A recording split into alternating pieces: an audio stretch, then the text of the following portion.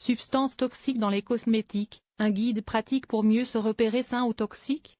Pour apprendre à faire le tri, parmi nos cosmétiques, l'UFC Que Choisir a publié un guide pratique basé sur l'analyse de plus de 170 produits du quotidien.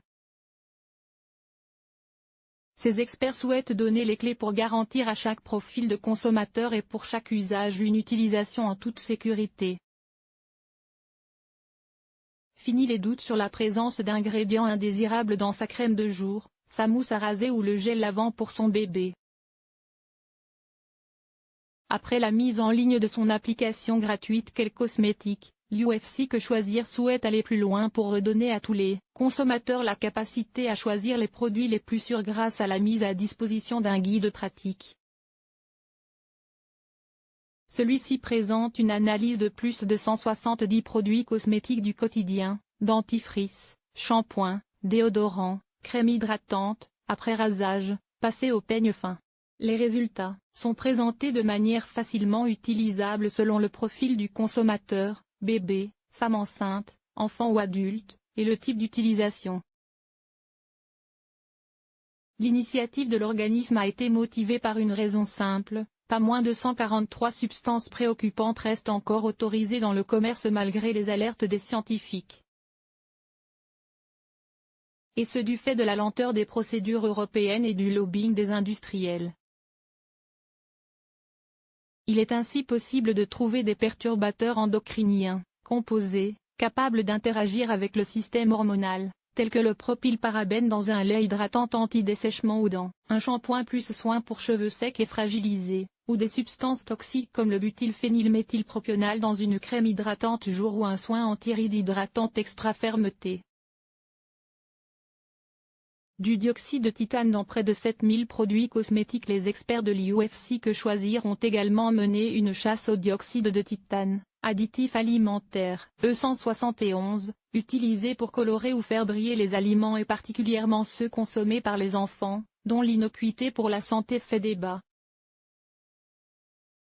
Sur ce sujet, l'Agence nationale de sécurité sanitaire de l'alimentation, de l'environnement et du travail, ANSE, a confirmé en avril dernier la pertinence de son interdiction dans les produits alimentaires, votée par les parlementaires français.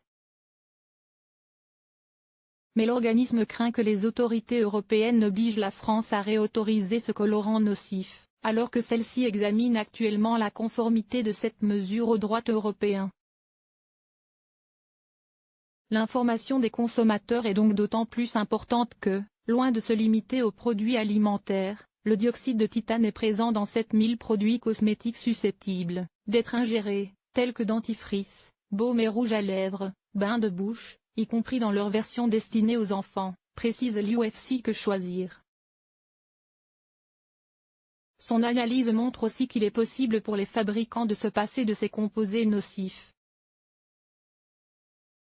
À titre d'exemple, le shampoing pour enfants Label 2 en un abricot d'Intermarché offre une parfaite innocuité et a l'avantage d'être bon marché. Au rayon homme, une bonne note est accordée à la mousse Protect System haute précision de Ménène. Pour hydrater la peau, la crème Hydréane légère de la marque Roche-Posay se trouve être indemne de toute substance à risque et pour bronzer de manière sûre sur la plage, les experts mettent en avant le produit Ambre Solaire Sensitive Expert de la marque Garnier.